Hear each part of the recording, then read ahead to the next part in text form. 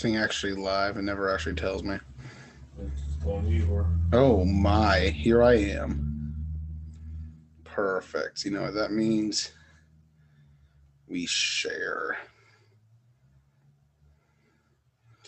in the 2 pages because it's not that big of a deal. It is the end of the year though, Ross. It is the This end thing of the actually year. live and never actually. I love when that happens.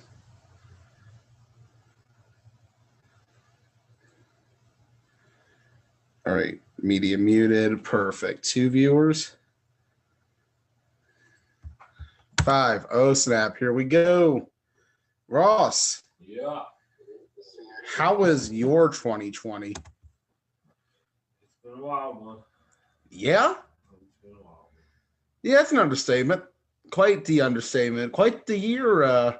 Exactly how we scripted it back in January, right? Or December last year? Something like that, yeah. A year ago, we were talking about all the things we were going to do in 2020. We did a lot, though. We did. This was a very, very busy year.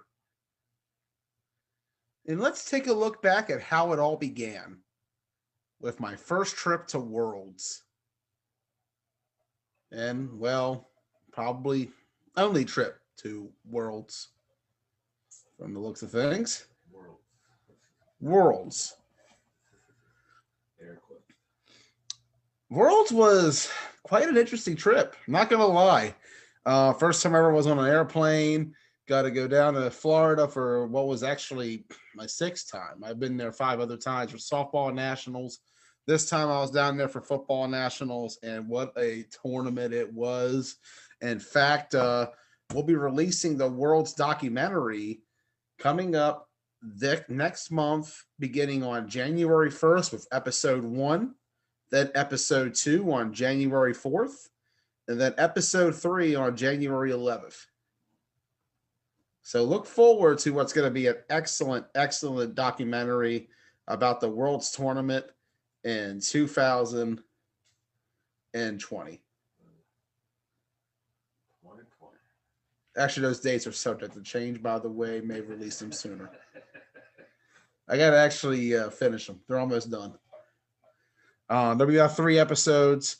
But looking back at Worlds, who could forget the run by the Scorpions and Second Gen?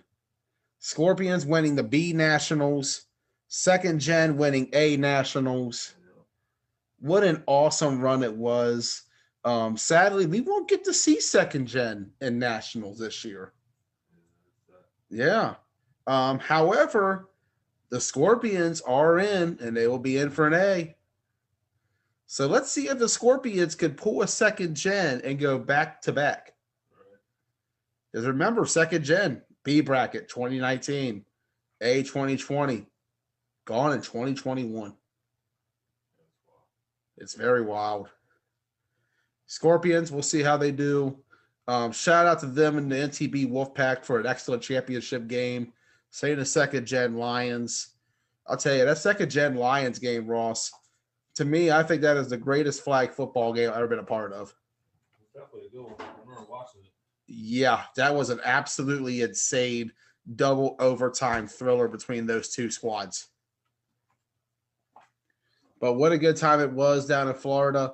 We look forward to coverage down there beginning next week, actually, with the A and B power rankings.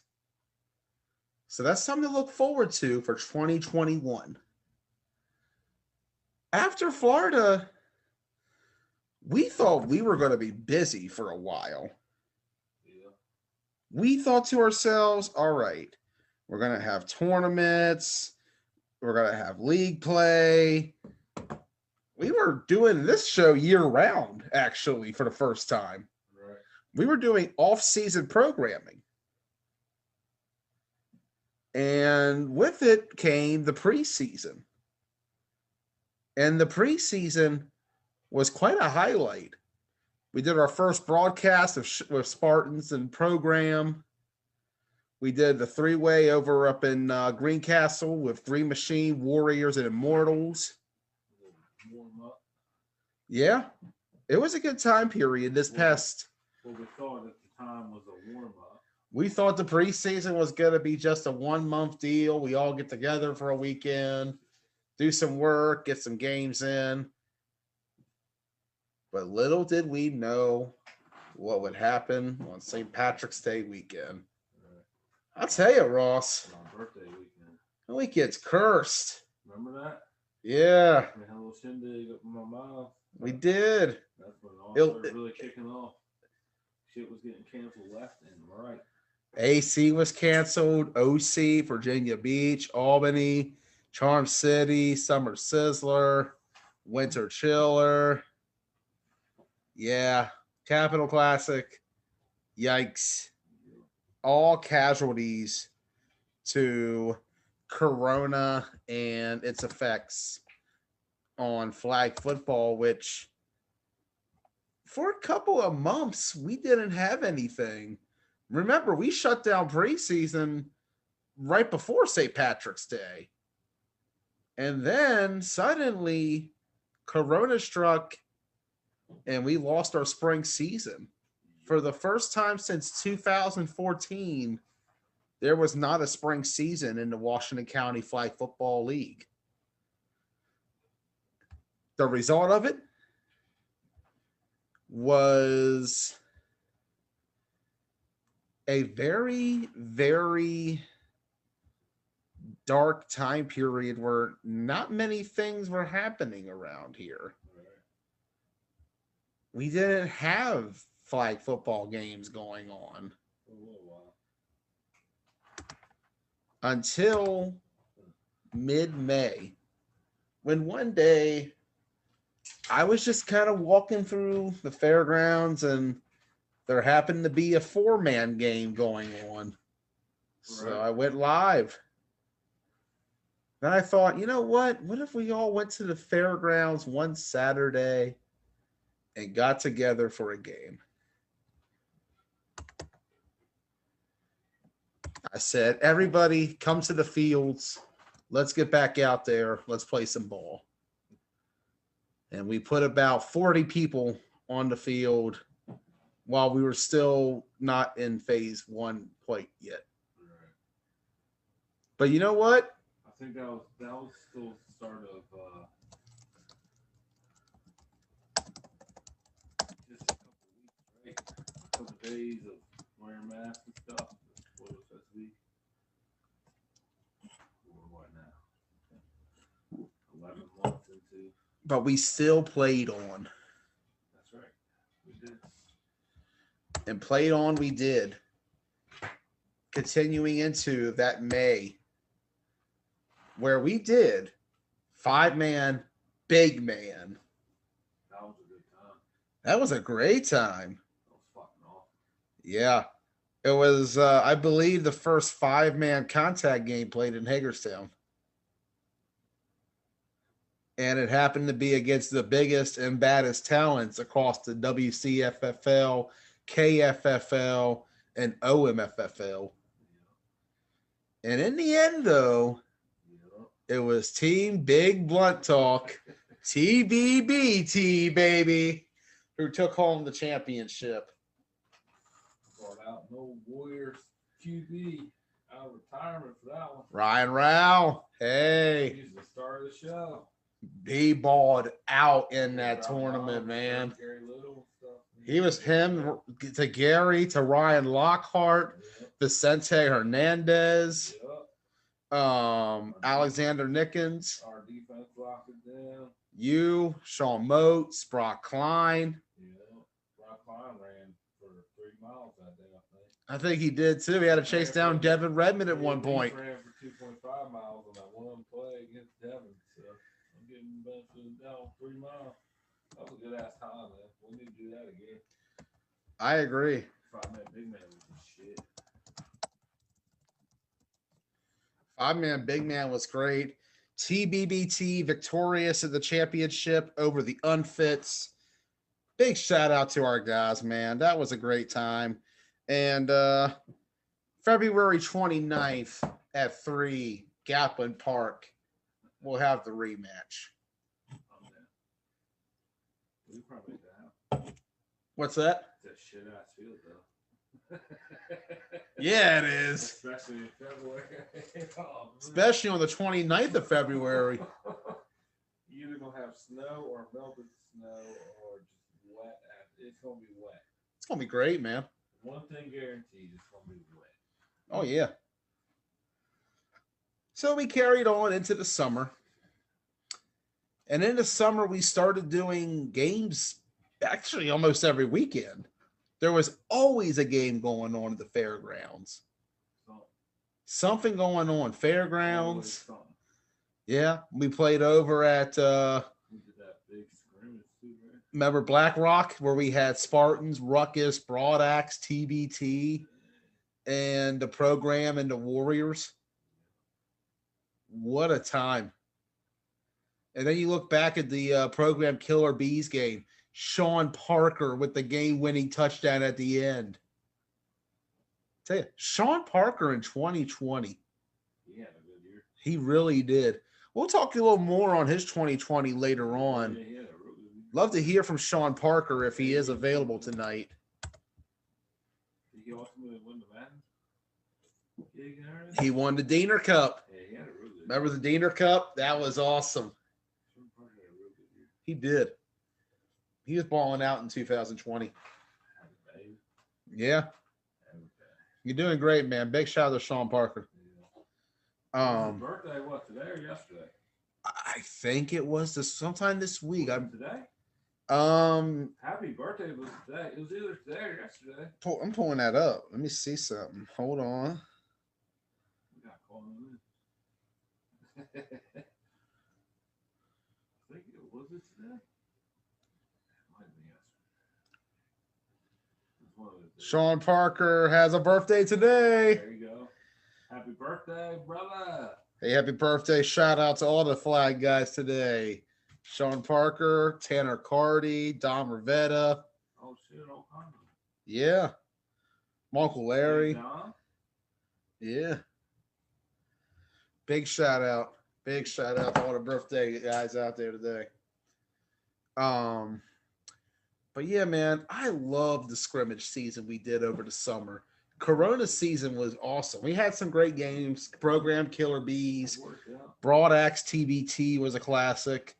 Then we started transitioning toward the end of summer by having full-blown games. The 410 Ravens came to town and played the Killer Bees in Hagerstown. What? I remember going up there for some reason. Oh, I need to bring you your damn cord. Oh, yeah, that happened a lot too. Yeah, you left your damn cord in my car. But man, what a great time we had. Corona season was awesome. It worked out. Yeah, it was a nice little replacement for At the end spring. of the- at the end of the day, it worked out. I liked it a lot. And I had a lot of fun. Or at the end of the year, I guess. You look back at it and it's like we lost out on spring, but we did have a summer. Yeah. And once summer hit, flag football really went full throttle around here. Going back, East Coast Nationals. My first foray in the 8-man and 5-man. You weren't there, Ross, but I'll tell you, what a great time East Coast Nationals was on so many levels. I had a blast, an absolute blast at East Coast Nationals.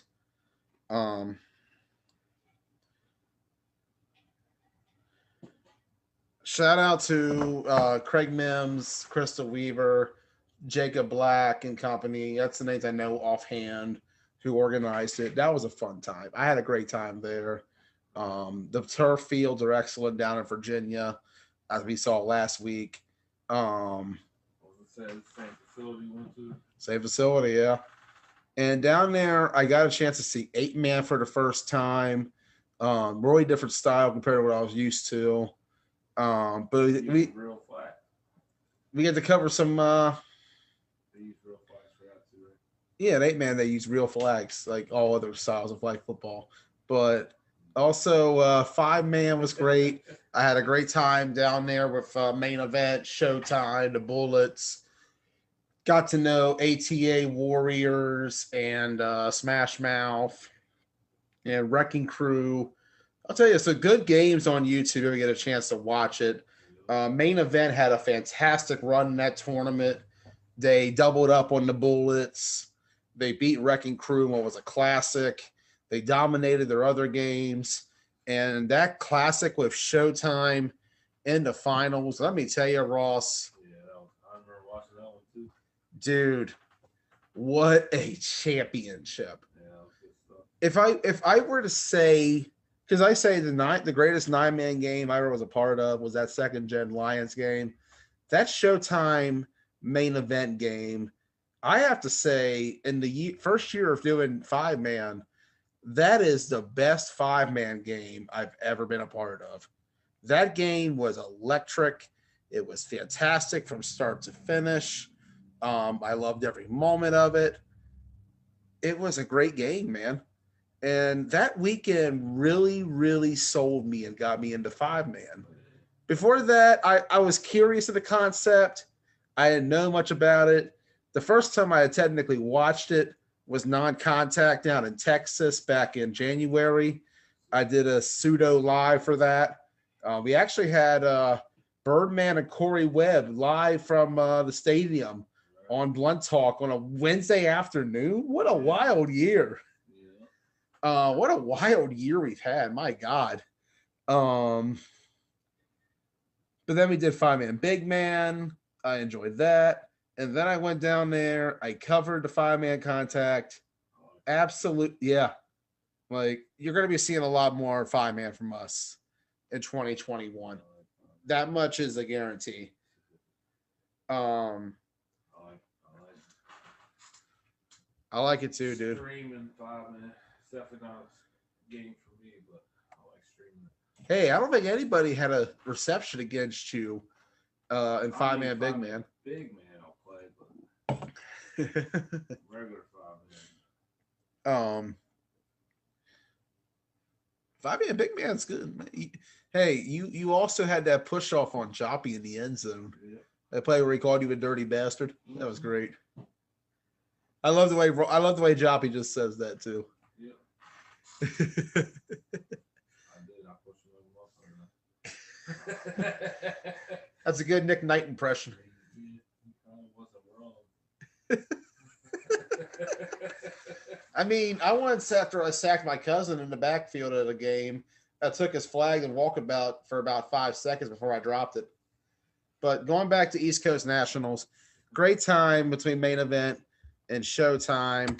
And joining us right now is a man who had an excellent summer from start to finish. He's had a hell of a year so far in flag football. The GOAT himself, Mike DeMartelier. Welcome to the show. What's going on, boss? Nothing much, man. Looking back on this year, man, what a wild year it's been, man. Like, every facet. Roller coaster has been. What's that? I said the roller coaster of a year we've had so far. It's not over yet. I know. That's the the scary worst part, man. 8 more days. Hopefully this vaccine works and we can get back to normalcy.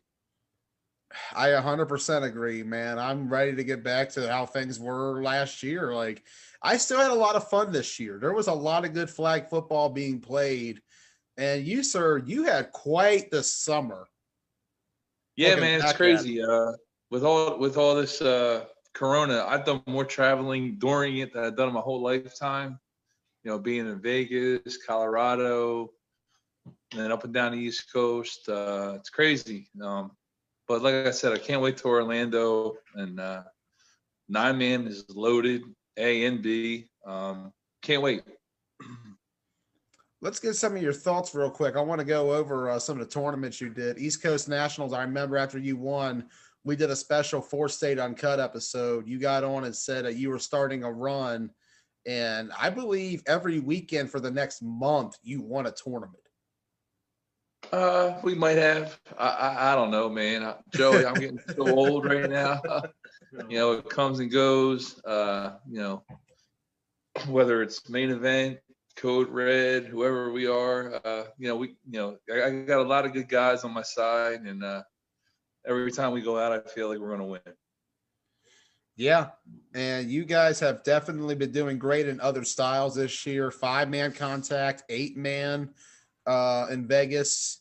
You guys are getting out there playing the other styles in a time period where a lot of teams are very dormant in 9-man because of COVID. Yeah, I mean the only style I can't compete in is the 7-man screen. I can't play that. I mean, guys can come straight rush from the line of scrimmage. That's not my forte. But any other style, I'll put my skills, whatever skills I have with my noodle arm against anybody. Whether it's 9-man contact, 5-man contact, 4-man non-contact, 5-man non-contact. And then in Philadelphia, we won the best Philadelphia League 7-man contact with PST. Shout out to Chase Bethel and all them guys. Now Matt Riddick was on our team, and he played like a man possessed.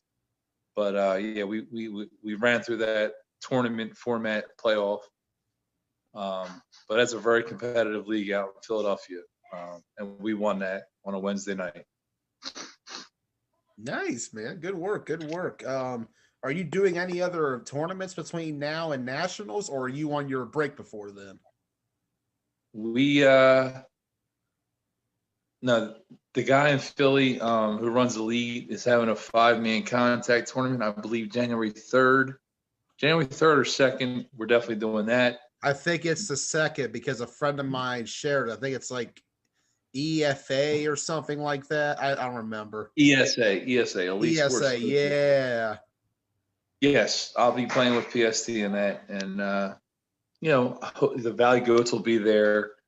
Hopefully, some teams from the DMV come up, and there'll be good teams from Philly as well. It'll be competitive. It always is in that league / tournament.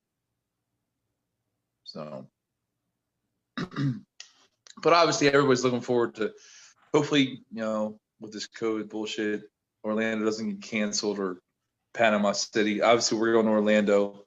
We're playing 9-man contact and 5-man contact. And we'll have competitive teams. The 9-man field is loaded.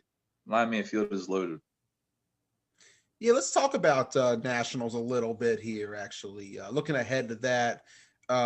Let's start out with 5-man, actually, Mike. You won back in East Coast Nationals in July. I think you guys finished. How'd you guys do at West Coast Nationals on terms of 5-man?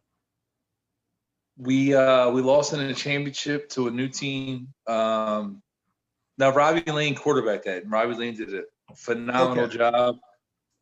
We had some guys, whether they left because it ended so late or were just tired through the grind. We ended up getting beat pretty good in the championship by a team that was a break off of Bex +1 and some guys from Florida, I think.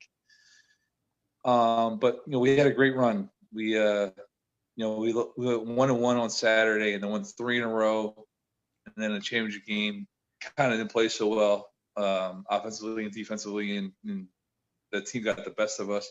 It was the Kings, the last Kings, the 2 twins from South Carolina, very good athletes. But I think they're going to Panama. I don't know who's going. Everybody wants to be so non-open about where they're going. Like I told from day one, we're going to Orlando. I hate when teams act like they're too good to tell us where they're going because they're trying to be cool or whatever it is. I said we're going to Orlando from day one. I wish every team would have been like, hey, listen, we're going to Panama City. But I believe all the best contact teams are going to Orlando, and all the best non-contact teams are going to Panama City, I believe. Not 100%, but I feel like the field at Orlando for 5-man contact is going to be loaded. The best team in the country, Valley Goats, will be at Orlando. So that's all you need to say. Yeah, I believe earlier we looked at the list of teams that we saw on a UFFL post from a few weeks ago, mentioned that it was the Valley Goats as well as Main Event, Judah, MD Bullets, Showtime. I'll tell you, so far, just look at those teams alone. That is a loaded field. That five And man. the one team you didn't mention is the Bulldogs. Yes, that's right. Bulldogs are in it too. I remember that now. Yeah, like, again, I busted Chad Beck's balls on Facebook about how you going to go to Panama City when the team was beating you the last two times they played, and Valley Ghost is going to Orlando. And then, they want to say, well, we're the champs. We won last year, blah, blah, blah. So it is what it is. I respect Chad. Chad's a great guy. Beck's +1. I'm 0-2 against them in 5-on-5 contact. They're a very good team. They know how to play that style. So it is what it is. I think Orlando, as long as it happens, this COVID is put us all in a weird situation. I hope it happens, because like I said, the 9-man field is unbelievable from the first team to the 13th team. It's very, very talented. Yeah, I'm really looking forward to the 9-man portion as well. I feel like it's going to be a strong A bracket overall. There's going to be a lot of good potential matchups. And the one thing I feel like, Mike, is you got to think, like, outside of Corona Classic 1 and 2, the A teams haven't really seen each other very much this year. And really, when you go back at it, the Corona Classic 1 Punishers weren't exactly Punishers. Well, nah, obviously we weren't. Main Event didn't get into it, so I jumped on board with the Punishers. There's a lot of ties between the Punishers and Main Event. So I am. The Sixers are in a close game right now with the Wizards, or Bullets, whatever the hell they are, from Washington. So we're watching that while we're talking to them. I apologize. But and it's a shame. Like, we lost as Main Event in the second Corona Classic to the Rollers. The Rollers are, like, allegedly a new team, but they're really not a new team. They're loaded. They got Matt Bailey, who's arguably one of the best quarterbacks in the country, and then they got talent throughout their roster. Like I said, from 1 to 13, there's no easy cakewalk game. It's a shame.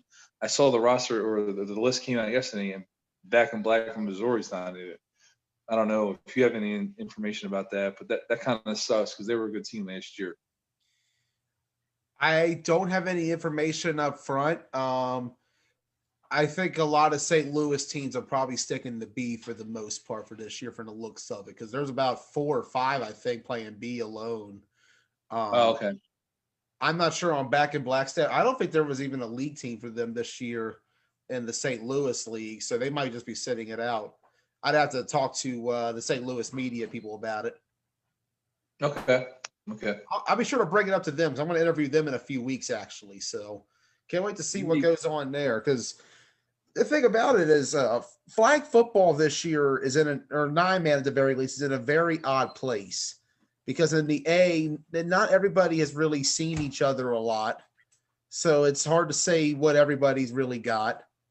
And it's hard to really get some core pieces, obviously, but what's the rest of the teams look like? You don't really know going in. And then you look at the B bracket, you've had flag played by region this year. You've had the North, which is New York, Connecticut, and Rhode Island, that area. You've had the DMV area and PA. And then, of course, you have St. Louis. So that makes B more interesting, because none of those teams have played outside their region. Robbie and the Blazers are going to run through the B. That is going to be the biggest thing. I am curious to see what they're going to look like, too, entering. Like, nobody wants to play with favorites. I saw he's like the 24th or the 26th team in there because they didn't play last year or whatever. Nobody wants to draw him. I mean, he's a caliber quarterback, obviously, and he's going to bring, some decent guys with him. He's going to – if there was odds on that, I'm taking the Blazers. Although I probably shouldn't do that, because I probably jinx them. But yeah, Robbie's got a really good shot to win that B national championship. Because obviously Robbie's an A caliber quarterback. Yeah. And that's something that is going to be a big problem for the B teams. 100%. Yeah. I do think, though, it'll be interesting to see how a lot of it plays out in that bracket because, like I said, a lot of those teams haven't really seen each other outside of their own areas. So it'd be the first time that, say, a team like Long Island Demons could draw a Rampage or et cetera. And A, of course, you got teams who haven't seen each other either. So it's like, this is going to be the most interesting 9-man nationals ever because there's only been 2 completed 9-man tournaments this year alone. You had Corona, which was more of an A tournament, and you had Clash of York, which was a B tournament. And who won that? What was that? Who won Clash of York? Renegades. Okay. Yeah, they took it. They actually beat Scorpions and Aftermath in the champion and win the championship in the semis and champion. Who's the quarterback of Renegades? Guy by the name of Jaleel Figgins. Oh, he's new? He's played flag for a while, but this is his first year playing quarterback. He has done an excellent job for them. Where's my guy from? Used to be the Scorpions quarterback or Explosions quarterback. Dave or Chris? I'm not sure off the top of my head. I'm messing his name up. He used to be Explosions quarterback, the white kid. See, the other thing about Explosion is I only saw him one time in Hagerstown 3 years ago, so that's a while for me on that one. Is this David Price? You might be right, but it's like I said, I've only seen Explosion once, and that was a while ago. Well, he used to quarterback like Rampage. Rampage, Chris Price. Yeah. Chris Price. Sorry, it just connected to me. Yeah, no, he's another A caliber quarterback for sure. Yeah, no, he's excellent. Dude, he is fantastic. Easily A caliber. Yeah, and he's done very well. He's had a nice career in the circuit. For sure. He won Virginia Beach. That he was Explosion's quarterback at one point. Yeah, they beat us in A in Virginia Beach probably like it was probably a while ago now. Jeez, I'm so old. It was probably like 5-6 years ago. You know what? I actually this is something I learned. I didn't realize this at the time. I played against you in my first circuit tournament. What year? 2015 Virginia Beach. I was on the Red Knights. Oh, Andy Hoffman. Yeah, okay. Yeah, there you go. Yeah, I didn't know it until I went back and watched the video, and I was like, wait, I went against Mike D in my first tournament? Because at the time, I knew nothing about flag outside of Hagerstown. Like, I only knew my league, and that was it. So, like, that was an experience for me. I played against you, and I also played against Rideout as well in that tournament. So, like, quite a nice circuit debut for me. Yeah, we had a loaded team, man. We had a lot of talent on that team. That's obviously when we were BC, correct? Yep. Yeah, we were probably loaded. We had a lot of guys on our defensive line. What position did you play, Joey? I played D lineman. Did you sack me? I think I got close to you at one point. Yeah, right. I think I did. I just remember you rolling out and I couldn't keep up. Well, those days are way gone. Because you can keep up now, I guarantee it. Anybody can keep up with me now. Holy smokes. I don't know, man. You were moving pretty damn well in that East Coast Nationals tournament. You had that touchdown run that was pretty sweet. I got lucky. There was nobody there. I just hobbled 7 yards. They had to worry about Speedy and Ronald Butler and all my guys. We had a really good team. Like I said, man, I just can't wait till Martin Luther King weekend. Everybody's been chomping at the bits to play. 9-man's my favorite style. Everybody thinks they got a really good team going down. Obviously, we think we're loaded. I'm sure all the other top 6 or 7 teams think they're loaded. Cody Williams, I don't know if he's watching. He sucks. He's not loaded. I can't wait to beat them. That's always 7-point spread. Devon Brown, we beating you. Deshaun Cromartie. You like the Cowboys, you suck. So I hope one of them guys, I can't tell who's looking or who's not looking. I don't know who's looking. But, yeah, I can't wait till Nationals. Should be a good time. It's going to be a great time, man. I look forward to seeing you down there. And actually, if you happen to know the person running that 5-man tournament in Philly next weekend, let me know. Oh, I know exactly who it is. Perfect. Yeah, So I'll hit you up in your DM. I'll shoot you a message. Yeah, I like to talk to him. For sure, I will. All right, man. Thank you. All right, brother. Take care. You too, Mike. I'll see you soon. All right, buddy. All right.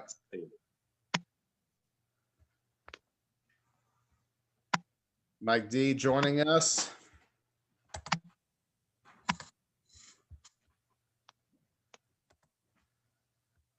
Where were we at in the 2020 countdown? Where are we at in 2020? Yeah. Man, my memory is shot. Yeah. Yeah. Forget where we were. It's been a long day. I'll be so glad when the holiday season's over. Year. Yeah. I've got to wake up. Yeah, we were around to county. Moving on to what happened after East Coast Nationals. Yeah. Yep. And that was the first 9-man tournament of the year. The Summer Showdown. Do you remember the Summer Showdown, Ross? I think I do. From York, Pennsylvania. What a tournament that was. Yeah, it was Rampage, BC Elite, or I guess they're the Elite Rebels now. Are they? Yeah. They're no longer Baltimore County Elite. They're the Elite Rebels. There's a difference. Gusto Land, and of course us. And I'll tell you, what a tournament the Summer Showdown was. We had a battle between Gusto Land and BC Elite. We had a battle with us and Rampage. Rampage and BC Elite basically had a great championship. My gosh, you got to give a lot of credit to Rampage in that tournament, man. They didn't have Chris Price. They were missing some other pieces. They came out and recruited extremely well. They played smart, man. They recruited it smartly. They put it together well. Big shout out to them. And I'll tell you, Rampage is looking really good as we get closer to Nationals. But they came out there, they brought in Dio, and they balled out completely. That was quite a team they had. And looking back, Summer Showdown, what a tournament it was. Hope to do it. I'm just glad we had some 9-man at some point this summer. Did a couple things. It was a good time. But then a week later, we decided to go back to playing 5-man in the form of the NEN tournament. In the NEN tournament, let me tell you, what a great time that was. It was good. I'll tell you, that Killer Bees Warriors game was one for the ages. It was one for something. Pretty sure there's still some phantom touchdowns coming out there, but whatever. Pretty sure they won 26-20. I'm pretty sure there's one thing I've always done very well is keep track of the score, and I don't think it did, but whatever. Either way, I didn't even play in that game. the Killer Bees FYI. behind Devin Redmond's arm and the skills and talents of Lurie and Orion Jones were able to ball out and capture. Ryan James was a huge pickup. He was a huge pickup for them. Like, I'll give credit where it's due. It was a smart move to bring Orion in. He balled out. He had the game-winning touchdown against Spartans. Like, we watched a team grow into killer bees that day. People used to make fun of the bees, but there was a lot of respect put on the bees' name after that one. And you got to give it to the killer bees. They really soared in 2020. There was a lot of buzz around the killer bees. And I'll tell you, I look forward to seeing what they do in 2021. Yeah, me too. A lot of interesting things going on in Killer Bee Nation. There is. But we'll get to that sometime at some point. That's a different year. Yeah. Yeah. There's a lot going on before we get there. Will be a while. Moving forward, however, summer ended and returned the leagues. After the then tournament, we found out that the Washington County Flag Football League was set to return, as was the Keystone Flag Football League. Yeah. So let's talk about what happened in the fall. Beginning, Clash of York. Remember York, Ross? Yeah, I do. Man, the first time Blunt Talk Media got to cover a tournament. And what a tournament it was. Clash of York 2 was one for the ages. And looking back at it, It was good. it was great, dude. Renegades took home the championship. They beat Aftermath and they beat the Scorpions. We had that Baez Auto Gusto Land Battle of York game.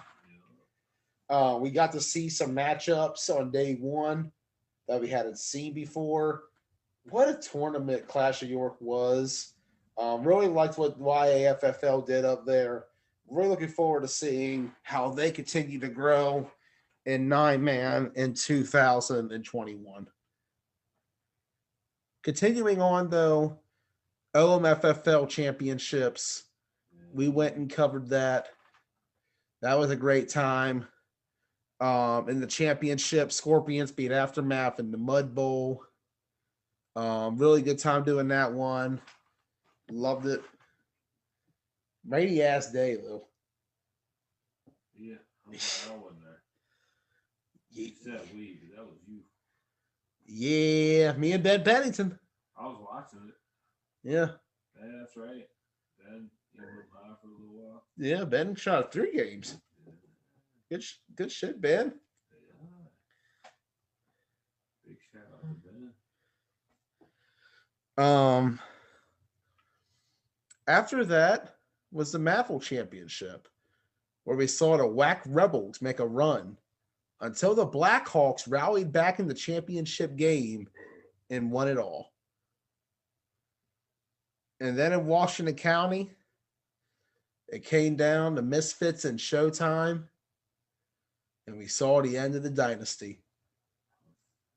Crazy championship day. Yeah. What a day. And then after that, who could forget TBT winning Keystone? Oh, man. And then Turkey Bowl, Sean Parker again. 2 game-winning touchdowns.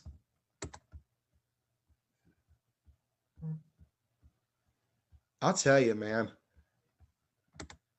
What a year 2020 was. And what a year 2021 is going to be. We saw Firm and Primetime's dynasty run, and we ended on 5-man. What do we got in store for 2021? Well, tune in and find out. Stay tuned. Till then, I'm Joey Blaze. We'll see you next week for the National Power Rankings. as we begin our coverage of 9-man nationals.